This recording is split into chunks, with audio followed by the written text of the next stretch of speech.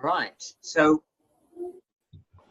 here we go. We've got bachelor students, we've got master students, bachelor of primary, masters of secondary, masters of primary, but it's all basically the same course. So, Brad Little has just joined us. So you're very welcome, Brad. We can see your name, but we can't see or hear you yet. Are you there? Yeah, I'm here. Can you hear me? Yes, we can. Where are you, Brad? Just Sydney. Okay. So, yeah, just down the road from campus. Okay, you're very welcome. Campus. Yeah. And you're on the bachelor program? Yeah, bachelor primary. Yep. Yeah. And have you got Moodle access yet? No. Okay. Well, it's coming today or early tomorrow morning. It depends when the computer rolls over. Yep. I've seen your name on the system, so you should be there pretty soon now. Awesome. Now, so basically, for those who may have late connections to the Moodle, we'll make sure that by early next week we've ironed out any remaining issues, if there are any. The first thing to do for you newbies is to get on the subject outline and become familiar with that. I wouldn't worry too much about the contents list, which is pretty dry reading, but I would go straight to the assignments and read up those. So if I could just give a bit of a brief overview of those, which are same for bachelor and masters, and then maybe I'll open up to you to shoot any questions any of you might have. So first of all, there's the weekly forums. The forums really have a variety of a range of reasons for doing them as we do them. The idea is that it keeps students connected throughout the semester. So you're posting a really short 150 word or less little post, a reflection on a reading. You don't have to use any references. It's just a reflection, a response to a reading that you've read. And you may, I would encourage you to maybe respond to other people's posts as well. You don't have to, but it's nice to, if you can, spare the time and get involved. The idea is it makes us a community rather than simply just being there and me expecting you to do the work and handing in the assignments. It helps you become a community. It's not intended to be onerous, and if your life gets really busy, you can still make a post a week late. The place on the Moodle will still be open for you to make that post. So that's the forum posts once a week. And then there's the minor assignment, which is to get you to think about the last 60 years of education in Australia. But I'll talk with you guys in Africa in a second, which will be very interesting. So basically what we want you to do is think through, process through what has actually happened to schooling in the last 60 years. How has it changed? Why has it changed? And what has that done to our attitudes towards children and students from a school point of view and a parent point of view? And there's no right and wrong answer. There's all sorts of responses you can have as to why you think the attitudes have changed. We've done some work on that, and there's some echoes. We'll have echoes, which are recordings of the intensive. They'll be up on Moodle early next week as well. And you'll probably be able to click on those, or you will, and hear what we've said in quite some depth about the assignments. And the big assignment is writing your philosophy of education, followed by why you like some approaches and why you don't like others. That one is the biggest assignment, and you have to, that's not due till November the 4th for both masters and bachelors. So you've got plenty of time to work on that. So that's a brief overview. I hope that's of help. Now, Friedel, and yes, I'll work on that, on your words. Sorry, your name. I'm sorry. I'll get there. Ntandu. Say it slowly. Ntandu. Ntandu. Yes. Perfect. Is that all right, Ntandu? Perfect. I'll keep trying, and we'll maybe have special private lessons for me. Look, the question in the subject outline talks about the last 60 years of education in Australia. But you're not going to be teaching in Australia, you're working in Africa. So I would please ask you to translate that assignment to a South African context. Okay. And don't feel you have to squeeze yourself into an Australian context. Okay. So you reflect on your own situation and write about that. The fact of the matter is, there'll be lots of similarities. Lots. I'm sure there will. But then there'll be other differences as well.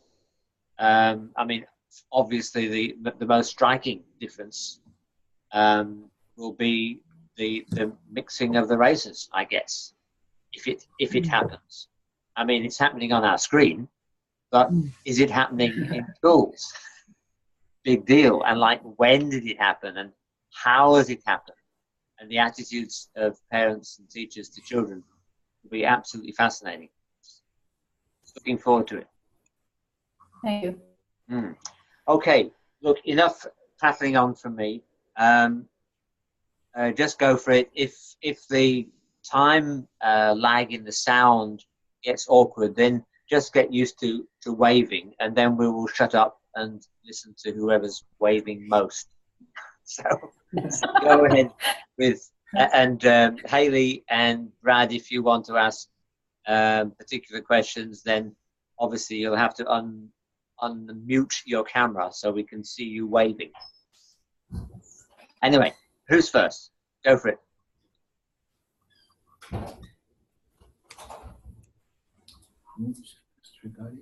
So with assignment 2. Yes. You mean the minor? No, the major. Oh yes, yes. The major, is that more like a thesis? Oh Kind of no, like no. No, but like that idea where you're researching, or is it just? Oh no, Brad.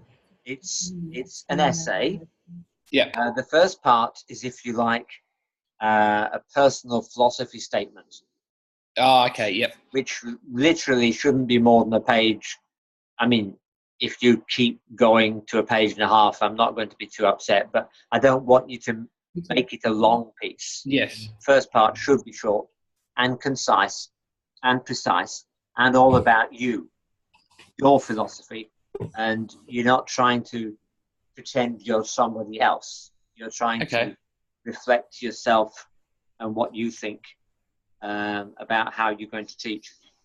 Second part is more of a traditional analytical essay where you're weighing up the strengths of various approaches and saying, yay, that fits with my philosophy, or no, it doesn't, and why you think it fits with your philosophy, why you don't want to do that. I mean, a typical dichotomy would be, do you feel that you're going to be teaching from a teacher-centric perspective, inverted commas, more traditional, or from a student-centered perspective, inverted commas, more contemporary? There's no right, no wrong. It's just if you like, a phase. And majority of schools in Australia certainly would be student-centric, whereas more traditional schools would have teacher-centric. So whichever one of those fits with your philosophy, I would hope you could use the literature and quote different people to say good things about that approach or bad things about another approach. Oh, okay, yep, sweet. That makes perfect sense. Does that help? Now, Yeah. that actually reminds me, all of you need to get onto the APA 6. Now, you've got to do the plagiarism quiz for every cover sheet for an assignment. Well, you don't do it more than once, you just do it once for the whole of your award. But you've got to get onto that. But then you've got to apply it. It's one thing to do plagiarism quiz and understand the APA 6 as a referencing style. It's another thing to do it. And don't beat yourself up if you're a perfectionist because you might make some mistakes in your first assignment. That happens, and you won't lose, mega votes. You'll just lose a couple of marks, if that. But my advice to you is look at journal articles that use the APA 6 and see how other people have used them, and that'll give you a real leg up for doing it yourself.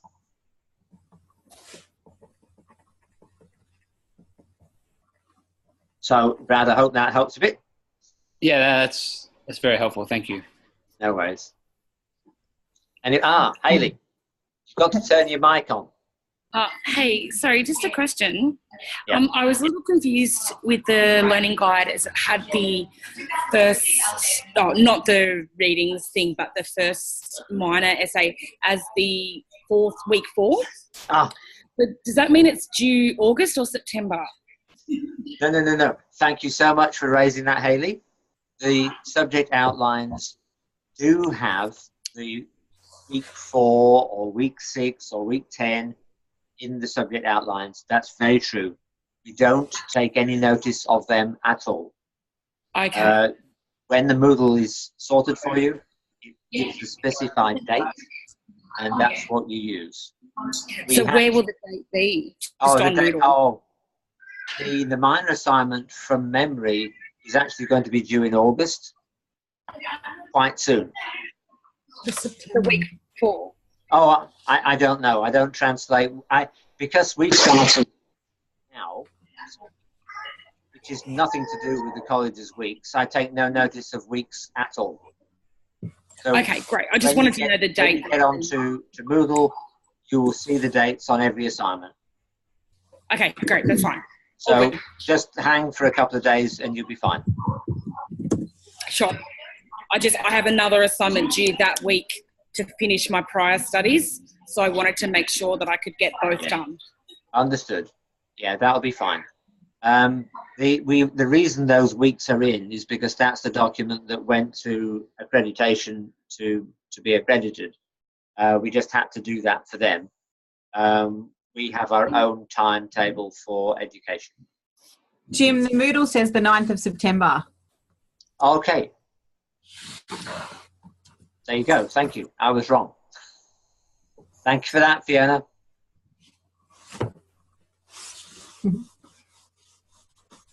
Anyone else?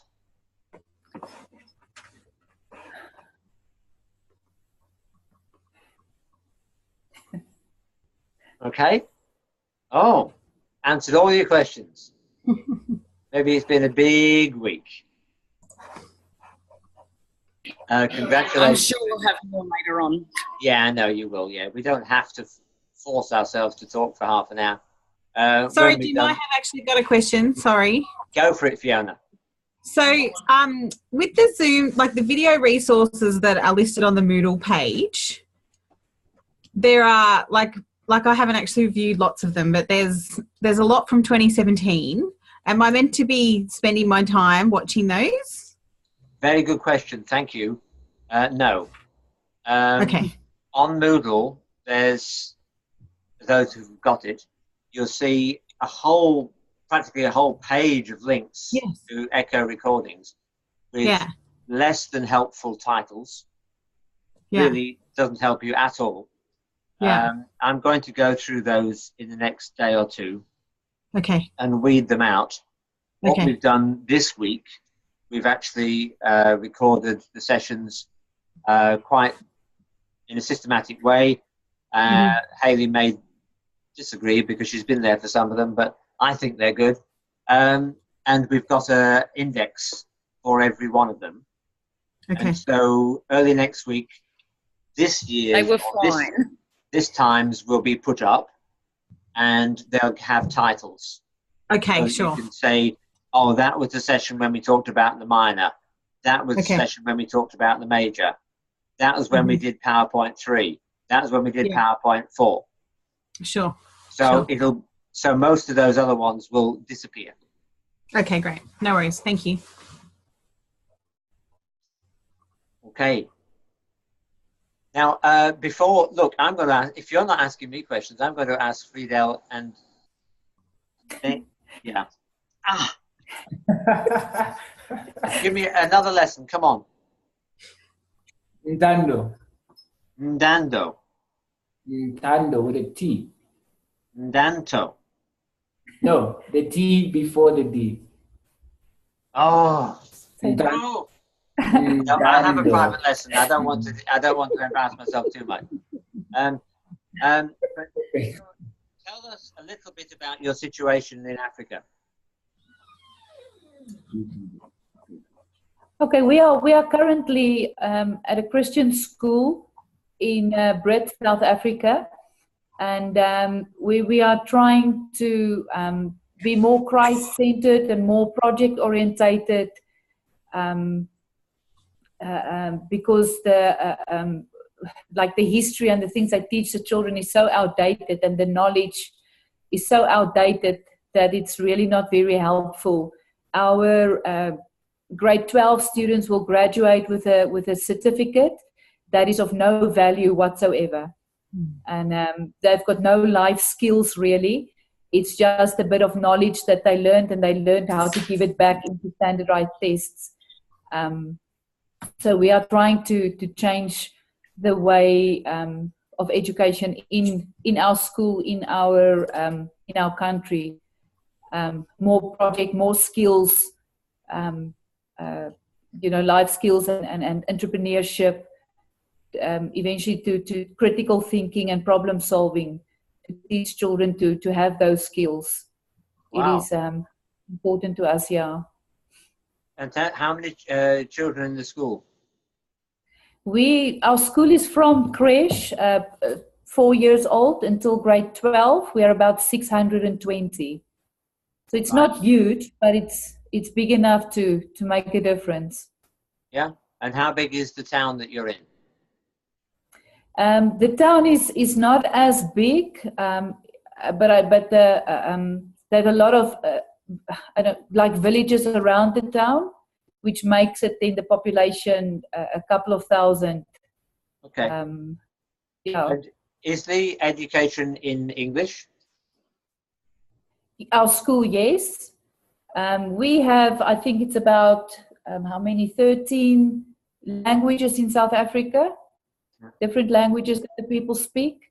But our school is English, and then Afrikaans, the language of South Africa, and then also one of the African languages, Tswana. Okay. Yeah. And is your school attached to a particular church? No. Okay. So it's would you call it a parent-controlled school? Yeah, independent Christian school. An independent Christian school. The culture is in Africa is like the whole village will raise a child. It takes a village to raise a child. So we do struggle with parent involvement. They send us their children, and they don't care what we do with them, as long as they have that matric certificates. But then, it makes the way open and close for us, because the parent involvement is so crucial, actually. Yeah. Because what you teach them at school, they go home and it's the opposite at home. And what sort of, how would you describe the demographic of your school? Children. The culture, the race? What is it? A mixed race school? Yeah, most African. We have a few white children, mostly 98% African. But in that African, we have Tswanas, we have Zulus, we have Xhosas, we have different kind, and all of them have their own culture and background, which makes it a bit difficult. So that's why we try to, if we have the Bible as the standard, everybody has to apply to that. Then you don't have to do all the rest of the stuff. Yeah. Man, it's fascinating. And this is for all of us folks here in Australia, this is such an honor to have you join us on our program. This is the first time, the first semester that the African students are joining us. And I'm moved. I'm so humbled that you've chosen us to partner with us. So you're very welcome. Thank you so much.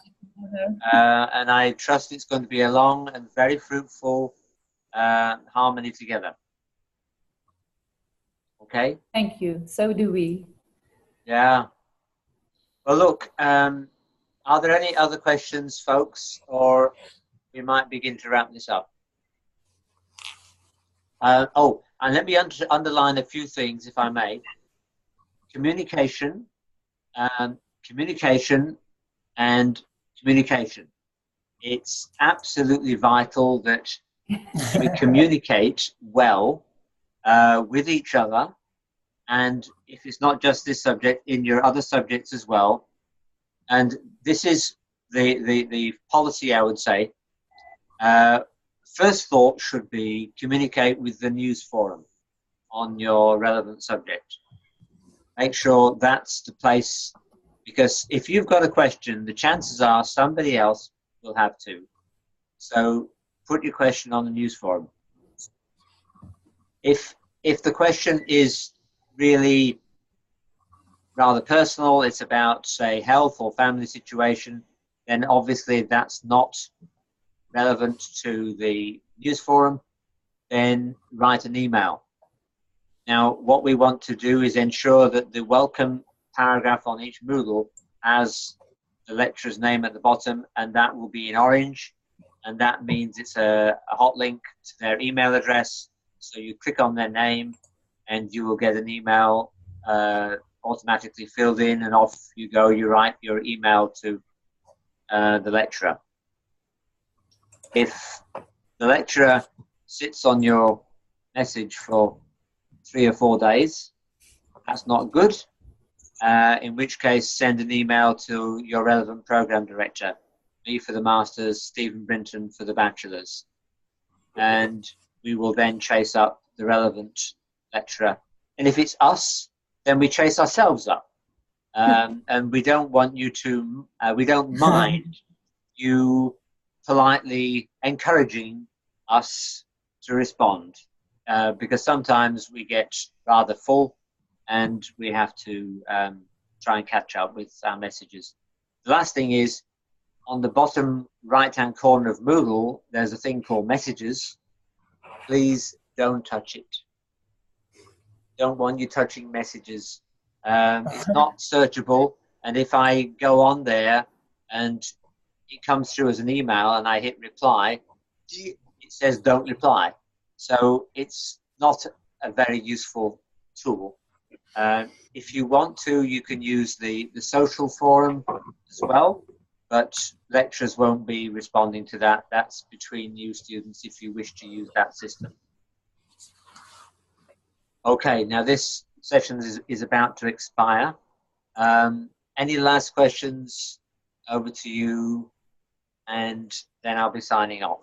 And in a few minutes, I'll save this and put it up onto Moodle. Brad?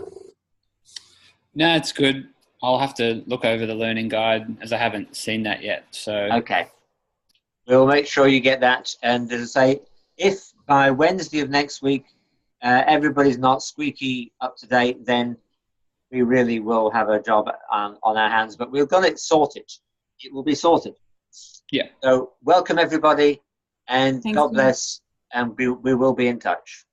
All right. Thank you. Have a great weekend. Bye-bye.